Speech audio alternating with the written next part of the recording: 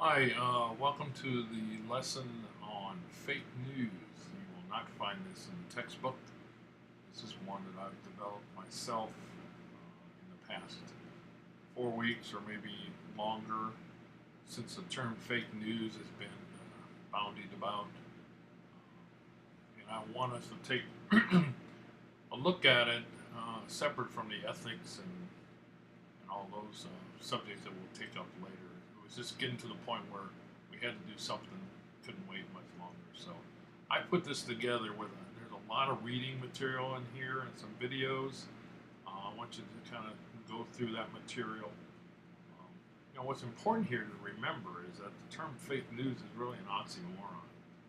Fake news is not news at all, it's fiction. If it's been fabricated or it's made up, it's not news. In the sense that it's something you can use to make determinations about how you're going to run your life or what you're going to do in your life. Fake news is just made to present for humor, for to push a point of view or an opinion or some kind of platform. But fake news is not really news. It's just made up stuff. And there's been plenty of that going around. The Onion, National Lampoon, a lot of more comedy type situations have been using fake news for a long time. The news that they talk about on Saturday Night Live used to be completely fake news. They would just take real news and change it to make it completely different and make it funny. So anyway, what we want to look at is what's been going on lately and when politicians claim that news is fake news because there may be a mistake in it or it's something they disagree with or they're embarrassed of being found out. They're using this label now that it's fake news. And they hide behind the fact that they don't agree with the sources. The sources may be wrong. So what I want you to do is read through the material, and then I have two questions that are pretty essential here. One is I want you to kind of talk about the approach you would take if you're a reporter and confronted with someone trying to give you incorrect information deliberately.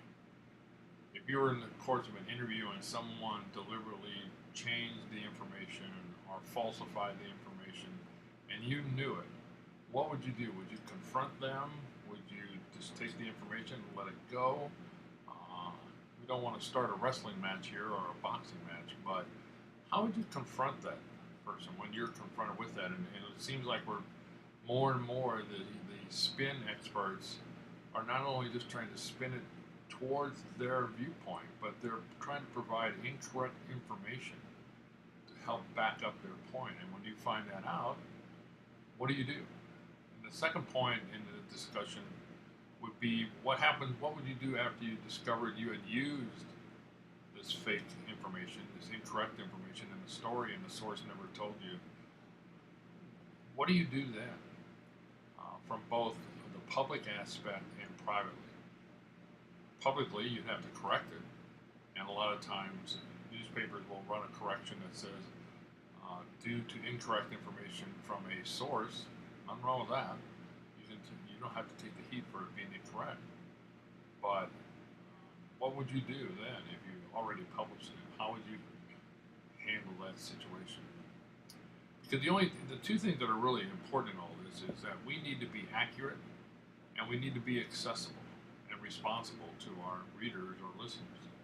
So, to be accurate, you got to make sure your sources are accurate. You just can't take a source's information as fact, and you're probably going to have to do some vetting and making sure that information is correct.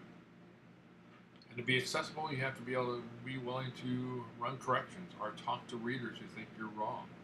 A lot of times when I wrote stories, I would hear from both sides of the story saying they didn't like the story or the story wasn't right. And I usually knew I was right because both sides are telling me I was wrong. And so a lot of times the biggest beef that people have with you running a story about them is that you got the other side. A lot of times they just want their side written about and nothing else. And if you do that, then you're pushing an agenda, then you're not being fair to them. But being fair is to the readers. Your responsibility is to the readers or the viewers, not to your sources. You can use their information, but they need to know that you're going to vet that information and make sure it's correct. Now, the other part of the discussion is showing that we aren't perfect. There have been at least two major incidences in American journalism where we have awarded the Pulitzer Prize to fabricated stories. So I want you to Google the names Janet Cook with an E on the end of Cook and Jason, Jayson, Jason Blair, senior moment, and look at their stories. Look at what happened in those situations. And I have a question for you about that, about how do the media police themselves to avoid these situations where fabricated or plagiarized stories are being published and gaining awards? How do we stop that? We have to be responsible too. We have to show the public that we're being responsible in policing our own industry up. So I want to get your thoughts on that, and put in your thoughts, respond to other people's thoughts. Those are the discussions. There are two discussions, but you should be able to handle them pretty well. And there's a lot of reading and some videos and things in there. Go through all that material. Look up the background on Janet Cook and Jason Blair, and I think you'll be just fine. We're going to talk more about this later on in the semester when we get to ethics and that. But I felt like there was so much of it going on lately.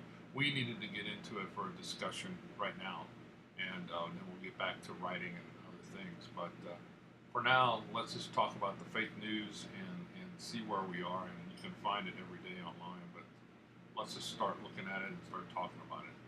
We will talk to you later. Let me know if there's any mix-ups or screw-ups that I've done again. But I'm trying to get back into it and get it all taken care of as best I can. But I don't mind you letting me know that the dates and that are wrong. But I think the dates are all correct in this one. Thanks a lot.